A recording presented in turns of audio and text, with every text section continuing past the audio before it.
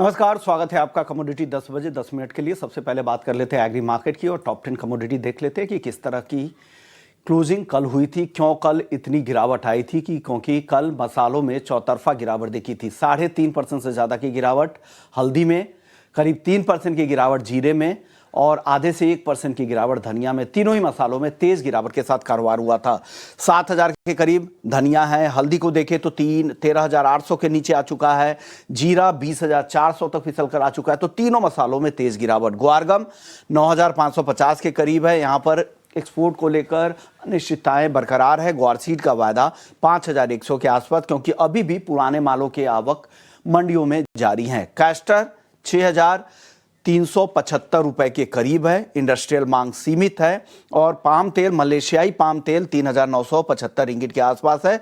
कहा यह जा रहा है कि चीन से डिमांड है और आगे इन निचले भाव पर भारत से भी डिमांड बढ़ने की संभावनाएं हैं। कपास 1450 के आसपास है और राइस कॉटन 66 सेंट के करीब है। कपास कली 3,025 के करीब। यहां पर लोअर लेवल पे खरीदारी लौटी है और फिर से 3,000 के ऊपर मजबूती से कपास कली टिक गया है।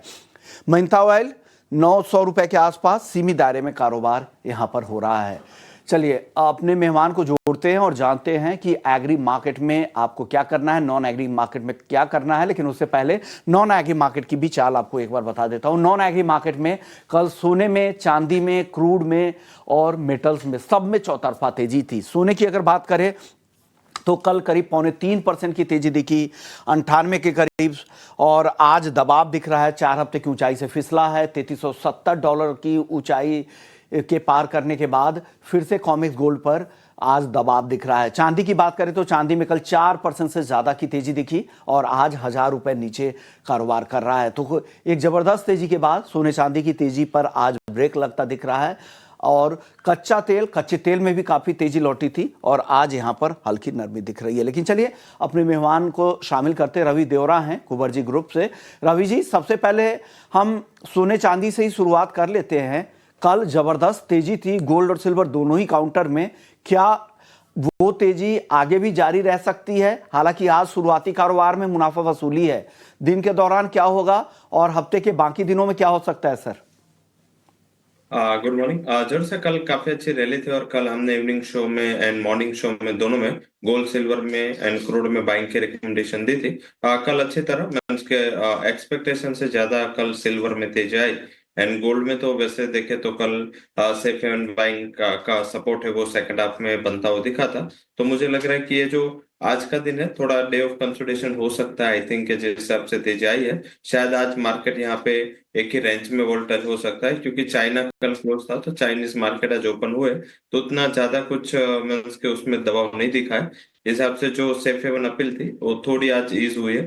डॉलर इंडेक्स पे इंचअप हुआ है तो इस हिसाब से मुझे लग रहा है कि आज थोड़ा डे ऑफ प्रॉफिट बुकिंग हो सकता है, but all over trend is good and I think मुझे लग रहा है कि डिप पे सिल्वर में बाइंग का फोकस रखना चाहिए। 1 लाख के करीब आ चुका है।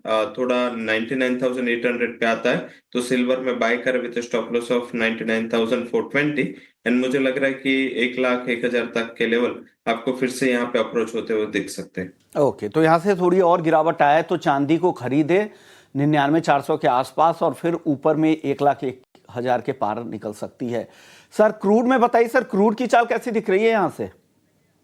डेफिनेटली कल के तेजी के बाद यहाँ पे आज कंसोलिडेशन है। मुझे लग रहा है कि यहाँ पे थोड़ा जियोपॉलिटिकल कंसर्न्स में दूसरा कुछ अभी तक रशिया की ओर से काउंटर एक्शन नहीं आया तो तब तक थोड़ा अभी कंसोलिडेशन होगा, बट ओवर ट्रेंड मुझे लग रहा है कि थोड़ा सपोर्टिव रहेगा टिल द फाइनल एक्शन। 5300 के स्ट्राइक के कॉल ऑप्शन से यहाँ पे आप तेजी करें एंड स्टॉप लॉस लगाए उसका अराउंड 92 एंड ये कॉल ऑप्शन आपको 155 के करीब बाय करना है। 260 का टारगेट होगा। मुझे लग रहा है कि फ्यूचर में भी अगर अपर साइड एक बार 5,450 तक के लेवल आ सकते हैं, 5,320 का एक बेस सपोर्ट है, इसका स्टॉप लॉस लगा है तो फ्यूचर ये ऑप्शन से आप बाय कर सकते हैं। अगर लो रिस्क लेना है तो मेरे सबसे ऑप्शन से आज वहां पे 5300 के स्ट्राइक के कॉल ऑप्शन से बाय किया जा सकता है। चलिए, ये तो कच्चे तेल की बात होगी। मेटल्स में आपको क्या पसंद है? मेटल्स को लेकर भी काफी सारी खबरें हैं, टैरिफ की चिंताएं हैं बाजार में। क्या होगा सर मेटल्स में? मेटल्स में चाइना के जो सुपर डेटा है मैन्युफैक्चरिंग पीएम है उसने निराश किया है। पर्टिकुलर एक्सपेक्टेशंस से भी एंड लास्ट रीडिंग से भी और कॉन्ट्रैक्शन देखने को मिला है। 2020 के बाद के सबसे स्टिफ गिरावट के साथ मैन्युफैक्चरिंग एक्टिविटीज का इंडेक्स देखने को मिला। तो इस हिसाब से मुझे लग रहा है कि आज मेटल थोड़ा नर्वस है, but all over I think जब भी इतना गिरावट आती है फिर से कुछ पैकेज के एक्सपेक्टेशंस होते हैं, फिर से कुछ नजरें मार्केट की इसके ऊपर जाते हैं। मुझे लग रहा है कि जिंक फॉरवर्ड करे, बट यस कॉपर आप वहां पे मुझे लग रहा है कि करेक्शन में बाइंग की अपॉर्चुनिटी रहेगी। 860 के करीब मिल जाए तो कॉपर में बाय कर with stop loss of 854 and upside target है वो 872 874 तक आ सकता है। मुझे लग रहा है कि कॉपर में ये गिरावट को बाइंग की अपॉर्चुनिटी के दौर पे देखना चाहिए। चलिए अब बात कर लेते हैं एग्री मार्केट की। मसालों में कल रवि जी काफी गिरावट दिखी थी, खास करके हल्दी और जीरे में। धनिया भी कमजोर था ही, लेकिन ये दोनों काफी टूट गई थी। सर आज क्या करना चाहिए और कहां पर आपको लग रहा है कि रिकवरी लौटेगी, तेजी लौटेगी, क्या सलाह है सर? रिकवरी आई तो मुझे लग रहा है कि 20,000 के लेवल पे सपोर्ट अगर जीरा आता है तो आई थिंक यहाँ पे थोड़ा कॉन्ट्रैक्टेड ले सकते हैं, रिकवरी आ सकती है। एंड 20,000 के वैसे देखे तो डेज लो पे आया था 20,200 करीब, तो 20,000 के बेहद करीब है। 20,000 आता है तो वहां पे आप कॉन्ट्रैक्ट को लेके उसको बाई कर सकते हैं। स्टॉप लॉस 19,720 का लगा है। एक बार रिकवरी 20,700 तक के लेवल तक अप्रोच हो सकती है। सेकंड मुझे लग रहा है कि अगर शॉर्ट टर्म का आउटलुक है तो जुलाई में भी जो जुलाई कॉन्ट्रैक्ट है धनिया का, उसमें भी नियर अबाउट टू 7,000 एक अच्छे बाइंग की अपॉर्चुनिटी रहेगी। स्टॉप लॉस वहां भी हो सकता है वो 6,920 7,200 का टारगेट होगा। हालांकि मुझे लग रहा है कि आज के दिन वैसे टर्मरिक अभी भी स्टेबल है, डेज हाई के करीब ही उसने ट्रेड किया है एंड आज का 14,300 का हाई उसने बना के थोड़ा करेक्शन आज आया है। मुझे लग रहा है कि हायर लेवल पे अराउंड 14,100 फिर से बेचना चाहिए। 14,300 का स्टॉप लॉस, डाउन साइड जो टारगेट है वो 13,500 तक आ सकते हैं। चलिए मसालों के बाद अब बात करते हैं ग्वार सीड, ग्वारगम की। ये दोनों काउंटर भी कमजोरी है या दायरे में भी कह सकते हैं लंबे समय से। यहां पर क्या हो रहा है सर और आगे किस तरह की चाल रहेगी ग्वार की? जब से काफी बॉटम के करीब है गोअर सेड, आई थिंक वहां पे थोड़ा रेंज ट्रेंड है। आई थिंक गोअर गम में फोकस कर सकते हैं। एक लोअर लेवल पे ट्रेडिंग पर्सपेक्टिव से ही आई थिंक बाइंग का अपॉर्चुनिटी रहेगा। एंड जो मानसून के न्यूज थे, जो भी पॉजिटिव डेवलपमेंट थे वो प्राइस है। एंड आज 9,560 के करीब डेज लो के करीब ही चल रहा है। 9,520 के करीब आता है तो आपको जून फ्यूचर बाय करना है।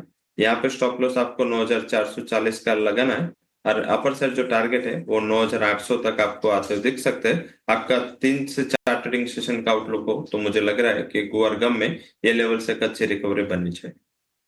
सर अब कॉटन सीड ऑयल के बताइए, यहां पर वापस से तेजी लौटी है, 3,025 के आसपास है। यहां खरीदारी करें या अभी रुकना चाहिए? मेरे हिसाब से यहाँ पे थोड़ा हायर लेवल से सेलिंग का ट्रेड लेना चाहिए। इंटरनेशनल कॉटन प्राइसेस देखे तो लगातार साउथवर्ड डायरेक्शन में एंड पर्टिकुलर जिस हिसाब से यहाँ पे प्राइस सस्टेन है, आई थिंक पैरिटी के हिसाब से एक बेटर प्राइस है। थोड़ी डिमांड का भी इश्यू रहेगा। लेवल स्पेसिफिक बात करें तो जून फ्यूचर अभी 3,030 के करीब चल रहा है। थोड़ा उछाल आने दे 3,040 3,042 तक वहां पे बेचे। स्टॉप लॉस 3,060 का ही छोटा स्टॉप लॉस होगा एंड 2,970 तक के लेवल यहाँ पे अप्रोच होते हुए दिख सकते हैं। सर आखिरी सवाल नॉन एग्री मार्केट से नेचुरल गैस को लेकर, आपकी पिक भी है आज की। बताइए सर यहाँ पे कैसे ट्रेड करें? ऑप्शंस में भी कुछ मौके हैं या फ्यूचर्स में ट्रेड करना चाहिए? नेचुरल गैस में मेरे हिसाब से future would be better trade. I think यहाँ पे आपको फ्यूचर लेना चाहिए।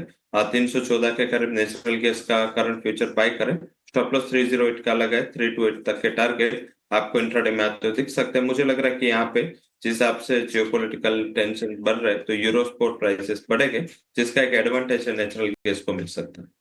नेचुरल गैस जो तेजी कल जबरदस्त तेजी 6-7% की दिखी थी वो कंटिन्यू होगी। 314 पे खरीदे, 328 तक जा सकता है। 308 का एसएल है, ये ध्यान रखिएगा। और जिस तरह से जियोपॉलिटिकल रिस्क बढ़े है, खास करके रूस और यूक्रेन में सीजफायर पर भी कुछ ठोस यहाँ पर बातचीत नहीं हुई और साथ ही जिस तरह से तनाव वहाँ पे हैं तो डेफिनेटली यहाँ पर सप्लाई पर असर हो सकता है रूस से। तो ये खबर अहम है और उससे ये तेजी दिख रही है। शुक्रिया सर, आपने वक्त दिया। पहले नॉन एग्री और फिर एग्री मार्केट पर भी पूरी राय आपने रख दी। चलिए वक्त है ब्रेक का। ब्रेक के बाद हम मार्केट महारथी सेगमेंट का रुख करेंगे, जहां पर आज हमारे साथ महिंद्रा मैन्युलाइफ म्यूचुअल फंड के कृष्ण सांघवी होंगे। उनसे समझेंगे कि बाजार में जो उथल पुथल हो रहा है, टैरिफ की टेंशन, जियोपॉलिटिकल रिस्क, इन सब का घरेलू बाजार पर क्या असर होगा, इसमें कहाँ मौके दिख सकते हैं, कौन से सेक्टर होंगे जहां पर आपको नजर रखनी चाहिए, चर्चा करेंगे। ब्रेक के बाद जल्द लौटते हैं।